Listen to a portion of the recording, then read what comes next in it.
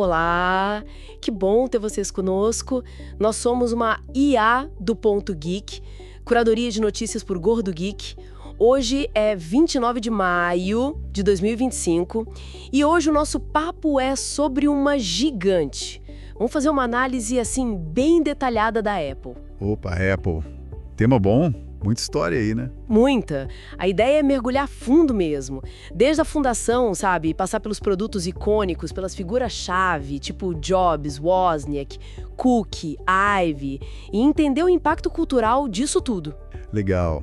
E a gente se baseou em várias fontes, né? Que cobrem tudo isso, desde o comecinho até coisas mais recentes, como o Apple Park, o iTunes, as lojas. Exato. A missão aqui é destilar o essencial, sabe? Conectar os pontos e tentar entender o que fez da Apple, bom, o que ela é hoje, uma das empresas mais influentes do planeta. Com certeza. Uma força cultural até. Ok, então vamos começar a desempacotar isso. Essa história da Apple é quase uma lenda moderna, né? Começando numa garagem, ou não foi bem assim? E essa imagem da garagem é poderosa, né? Virou parte do mito fundador. Aconteceu em 1976, lá na Califórnia.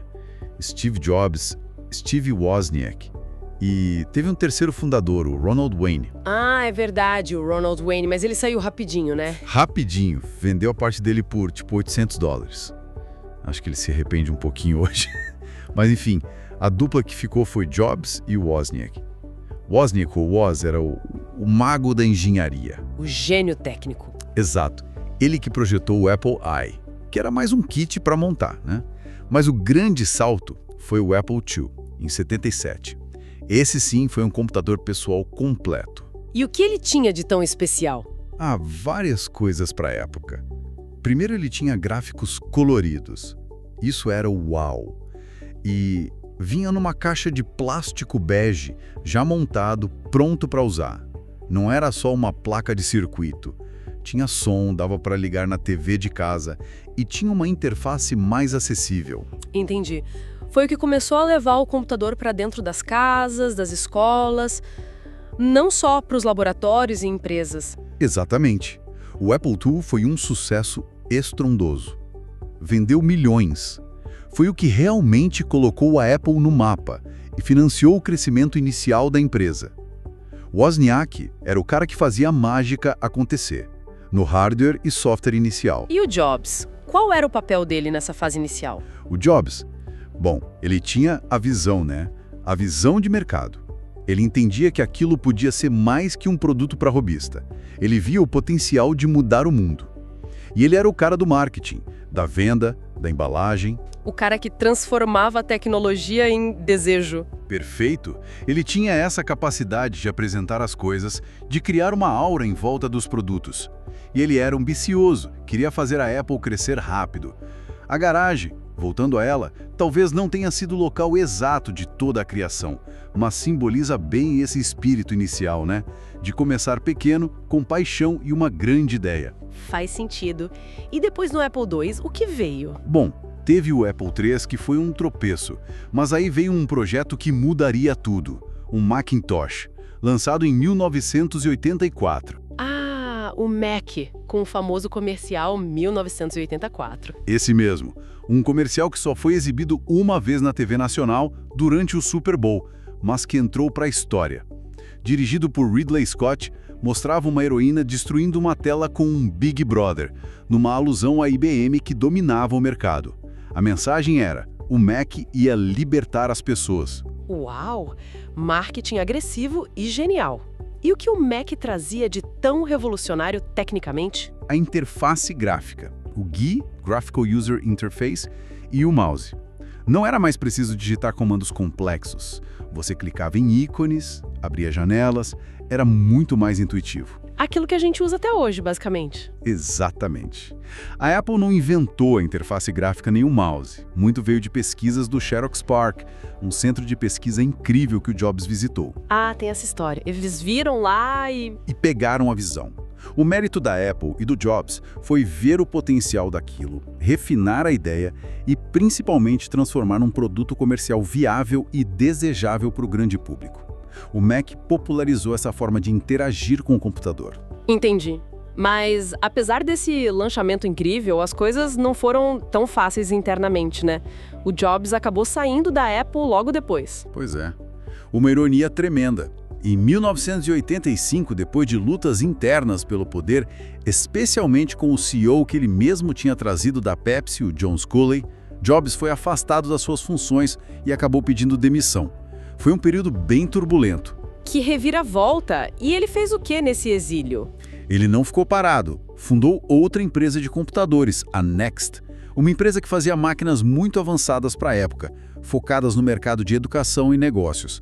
E também comprou uma divisão de computação gráfica da Lucasfilm que viria a ser a Pixar. A Pixar, caramba, ele estava envolvido nisso também? Sim, ele investiu pesado na Pixar e foi fundamental para o sucesso dela com filmes como Toy Story.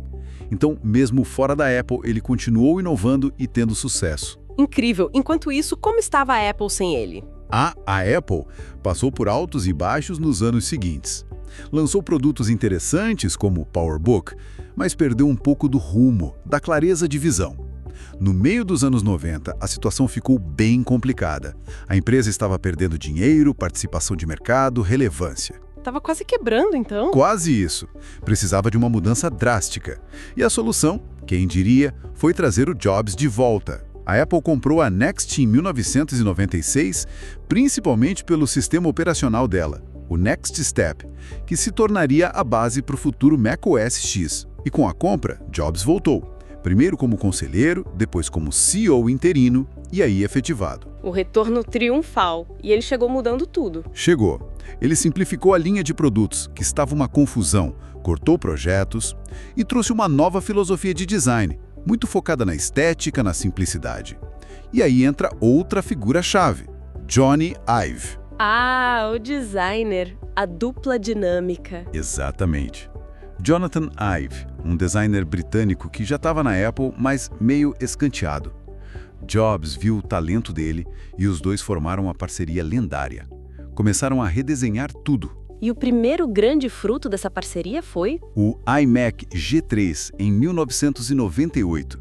Aquele computador colorido, translúcido, com formato de gota. Totalmente diferente de qualquer PC bege da época. Foi um sucesso instantâneo. Marcava a virada. Think Different era o slogan. E era diferente mesmo. Lembro bem dele. Era um objeto de design quase. Ali a Apple voltou a ser cool. Totalmente. Voltou a ser relevante, inovadora, desejada.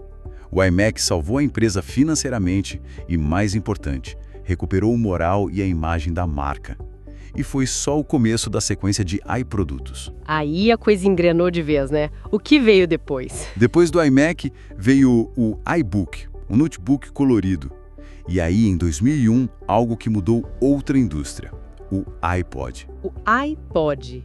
1000 músicas no seu bolso. Revolucionário. Demais. Não foi o primeiro MP3 player, mas foi o que acertou em cheio. Design incrível do Ive, aquela rodinha de controle, a simplicidade de uso e a integração perfeita com o software no computador, o iTunes. O iTunes foi lançado junto? O software iTunes foi lançado um pouco antes, em 2001, como um jukebox digital para organizar músicas no Mac. Mas o pulo do gato veio em 2003, com a iTunes Music Store. A loja de música online. Isso. Numa época em que a pirataria com Napster e outros comia solta, a Apple ofereceu uma alternativa legal, fácil e barata. Comprar músicas avulsas por 99 centavos de dólar. Isso foi genial. Combateu a pirataria oferecendo conveniência. Juntos, criaram um ecossistema poderoso que dominou a música digital por anos. Um ecossistema, essa palavra vai aparecer bastante, né? Com certeza. É a chave para entender a Apple. Não é só o produto, é como ele se conecta com outros produtos, softwares e serviços. E o próximo passo nesse ecossistema foi ainda maior. Imagino que estejamos falando do iPhone, 2007. O dia que Steve Jobs subiu no palco e disse que ia apresentar 3 produtos revolucionários. Um iPod com tela widescreen e controle por toque, um celular revolucionário e um comunicador de internet inovador. E no fim era um aparelho só? O aparelho só, o iPhone, ele juntou tudo isso com uma interface totalmente baseada em toque, o multitouch. Sem teclado físico, só uma tela enorme. Aquilo mudou tudo no mercado de celulares, definiu o que o smartphone moderno seria. Acabou com a BlackBerry, a Nokia. Quem dominava antes? Praticamente. Demorou um pouco, mas a visão do iPhone era tão forte que o mercado todo correu atrás. E no ano seguinte, 2008, veio a App Store. A loja de aplicativos, outra revolução. Outra, abriu a plataforma para desenvolvedores criarem todo tipo de aplicativo. Isso transformou o celular numa ferramenta muito mais poderosa e versátil, criou uma economia gigantesca em torno dos apps e fortaleceu ainda mais o ecossistema da Apple, o tal Jardim Murado. Jardim Murado, porque é fechado, controlado pela Apple, né? Mas funciona para eles. Funciona muito bem, cria uma experiência mais integrada, segura, segundo eles. Mas também gera crítica sobre controle excessivo. De qualquer forma, o iPhone e a Apple Store foram talvez os produtos de maior impacto da história recente da tecnologia. Concordo. E a Apple não parou aí, claro. Não. Em 2008, veio o MacBook Air, aquele notebook que o Jobs tirou de um envelope de papel no palco. Finíssimo, redefiniu o conceito de notebook ultra portátil. Lembro dessa apresentação, foi demais. E em 2010, o iPad. Ele basicamente criou o mercado de tablets modernos. Muita gente duvidou no início. Para que serve isso? Mas ele encontrou seu espaço entre o smartphone e o notebook. Para consumo de mídia, leitura, jogos. Exato. E depois, já sobre a liderança de Tim Cook, veio o Apple Watch em 2014. A entrada da Apple no mercado de wearables, de tecnologia vestível. Que hoje é líder nesse segmento, né? Líder absoluto. Então veja a sequência. iMac, iPod, iTunes Store, iPhone, App Store, MacBook Air, iPad e Apple Watch. Uma década e meia de produtos que não só foram sucesso de vendas, mas que definiram ou redefiniram suas categorias. Impressionante.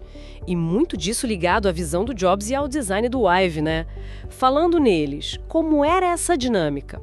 Jobs era mesmo esse cara difícil, mas genial? Pelo que se conta, sim. Extremamente exigente, obcecado por detalhes, perfeccionista ao extremo, podia ser duro com as equipes, mas tinha uma capacidade única de inspirar e de focar no que realmente importava: a experiência do usuário, a simplicidade. E as apresentações dele, as keynotes, eram um show à parte. O mestre da apresentação. Criava expectativa, contava uma história, revelava os produtos de forma teatral. Aquele One More Thing, no final, virou marca registrada. Ele entendia que vender a ideia era tão importante quanto o produto em si. E o foco dele sempre foi essa integração total entre hardware e software. A Apple faz os dois, e isso é um diferencial enorme. E o Johnny Ive, qual o papel dele nisso tudo? Ive foi o parceiro criativo perfeito para o Jobs nessa segunda fase. Ele traduzia a visão de simplicidade e elegância do Jobs em produtos físicos. O design minimalista, o uso de materiais como alumínio e vidro, tudo isso vem muito dele. Ele se inspirava em quem? Ele era muito fã de Dieter Hans, um designer alemão da Braun, que tinha o lema Weniger, aber besser. Menos, mas melhor. Essa filosofia do design funcional, limpo, sem excessos, está totalmente presente nos produtos da Apple da era Ive. Do iMac ao iPhone, passando pelo iPod, a assinatura dele está ali. Ele também liderou o design do iOS 7, aquela mudança radical para um visual mais flat, e até do Apple Park. Nossa, ele estava envolvido em tudo? Mas ele saiu da Apple, né? Saiu em 2019 para fundar a própria empresa de design, a Love From. Mas deixou um legado de design que definiu a Apple por 2 décadas. Uma era de ouro do design. E aí, com a morte do Jobs em 2011, quem assume é o Tim Cook. Muita gente achou que a Apple ia perder a magia sem o Jobs. O que mudou com o Cook? Muita coisa mudou, mas a Apple continuou crescendo e muito. O Tim Cook é um perfil diferente do Jobs. Ele não é o showman ou o visionário de produto no mesmo nível. A genialidade dele está em outra área: operações. Operações, tipo logística, produção? Exatamente. Ele entrou na Apple em 1998, vindo da Compaq, para arrumar a bagunça que era a cadeia de suprimentos da Apple. E ele foi brilhante nisso. Tornou a produção da Apple super eficiente, otimizou custos, gerenciou a complexa rede de fornecedores na Ásia. Ele é um mestre da execução. Então, ele trouxe mais eficiência e disciplina para a empresa. Isso. E como CEO, ele continuou essa linha. A Apple sob Cook se tornou uma máquina de fazer dinheiro ainda mais eficiente. Ele expandiu a linha de produtos. Sim, o Watch e os AirPods são da era Cook e foram sucessos imensos, mas o grande foco dele tem sido em duas áreas: serviços e valores. Serviços tipo iCloud e Apple Music? Exato. iCloud, Apple Music, Apple TV Plus, Apple Arcade, Apple Pay. A receita vinda de serviços cresceu absurdamente sobre o Cook. Ele percebeu que o negócio não era só vender hardware, mas manter o cliente no ecossistema pagando assinaturas recorrentes. Isso deu uma estabilidade financeira enorme para a Apple. Uma jogada inteligente. E a questão dos valores que você mencionou? O Cook tem sido muito vocal em termos como sustentabilidade, a Apple tem metas ambiciosas de neutralidade de carbono, privacidade do usuário, que ele defende como um direito humano fundamental, muitas vezes batendo de frente com outras Big Techs, e diversidade e inclusão. Ele mesmo foi o primeiro CEO de uma empresa da Fortune 500 a se assumir publicamente gay. Então, uma liderança talvez menos focada no próximo produto revolucionário e mais na gestão, na expansão do ecossistema e em questões sociais e ambientais. Acho que é uma boa forma de resumir. Sobre o Cook, a Apple não lançou talvez um produto tão disruptivo quanto o iPhone, mas ela se tornou a empresa mais valiosa do mundo, atingindo o valor de mercado de 3 trilhões de dólares. O sucesso financeiro é inegável. E ele liderou transições importantes, como a dos processadores Intel para os chips próprios da Apple, a série M, que foram um salto de performance. Verdade, os chips M foram uma jogada de mestre. E tem outra figura importante no marketing que a gente não pode esquecer, né? O Phil Schiller. Sim, o Phil Schiller foi o braço direito do Jobs e depois do Cook no marketing por décadas. Era ele que muitas vezes apresentava os produtos nas keynotes junto com o Jobs ou o Cook. Figura central na comunicação da Apple. Hoje ele é um Apple Fellow, um cargo honorário, mas ainda muito influente, especialmente na defesa da App Store. Interessante ver como essas lideranças moldaram a empresa em fases diferentes. E a experiência Apple não se resume ao produto que a gente compra, né? Tem toda a experiência de compra, o suporte, as lojas físicas são um capítulo à parte. Com certeza, as Apple Stores, que começaram lá em 2001, foram outra revolução, dessa vez no varejo. Numa época em que loja de eletrônico era aquele monte de caixa empilhada e vendedor empurrando o produto, a Apple criou um espaço diferente. Minimalista, né? Com os produtos expostos para mexer. Exato. Design limpo, muito espaço, produtos à disposição para experimentar à vontade. A ideia era criar um ambiente agradável, focado na experiência, não só na transação. E criaram o Genius Bar. O suporte técnico ali na hora. Isso. Um balcão onde você marcava a hora para resolver problemas, tirar dúvidas com especialistas, os Genius. Isso foi fundamental para desmistificar a tecnologia e dar segurança para o consumidor. Além disso, as lojas oferecem workshops gratuitos, os Today at Apple, sobre fotografia, música, programação. Elas viraram quase centros comunitários, né? Quase isso. E funcionou absurdamente bem. As Apple Stores têm consistentemente a maior receita por metro quadrado do varejo mundial. São um ponto de contato importantíssimo da marca com o público. No Brasil, temos duas. Uma no Village Mall, no Rio, e outra no Morumbi Shopping, em São Paulo. Elas realmente se destacam. E falando em espaços físicos marcantes, não podemos deixar de falar da sede nova, o Apple Park, a nave espacial. Ah, o Apple Park, em Cupertino, na Califórnia. Esse foi o último grande projeto idealizado pelo Steve Jobs antes de morrer. Ele queria criar um campus que fosse um centro de criatividade e colaboração, integrado à natureza. E o resultado é aquele prédio circular gigante, né? O The Ring, como chamam, projetado pelo renomado arquiteto Norman Foster. Custa uma fortuna, estimado em 5 bilhões de dólares. É um anel enorme de vidro e metal, cercado por um parque com mais de 9.000 árvores, muitas frutíferas, resgatando a paisagem original da Califórnia. E é sustentável também, né? Muito. 100% da energia vem de fontes renováveis, principalmente painéis solares que cobrem todo o teto. São 17 megawatts de capacidade instalada. Tem sistemas de ventilação natural que dispensam ar-condicionado na maior parte do ano. É um símbolo poderoso dessa visão do Jobs de integrar tecnologia, design de ponta e respeito ao meio ambiente. É quase uma declaração arquitetônica da filosofia da empresa. Exatamente. Um lugar pensado para inspirar os funcionários e refletir a marca Apple para o mundo. Uau! Quanta coisa! Tentando amarrar tudo isso, o que então faz da Apple a Apple? Qual é o segredo, se é que existe um? Olha, acho que não é um segredo só, né? É uma combinação de fatores. Primeiro, essa obsessão pela experiência do usuário e pelo design. Desde o produto em si, até a embalagem, a loja, o software. Tudo tem que ser simples, elegante, intuitivo. O foco no detalhe que o Jobs tanto pregava. Isso. Segundo, a criação de ecossistemas fortes e integrados. Hardware, software e serviços funcionando juntos de uma forma que os concorrentes têm dificuldade de replicar. Porque geralmente eles não controlam todas as peças. O iPhone com o iOS e App Store é o maior exemplo. O tal jardim murado que prende o usuário, mas oferece conveniência. Exatamente. Terceiro, a força da marca. A Apple construiu uma imagem de inovação, de qualidade, de status que permite cobrar mais caro e ter clientes extremamente fiéis. É quase uma religião para alguns.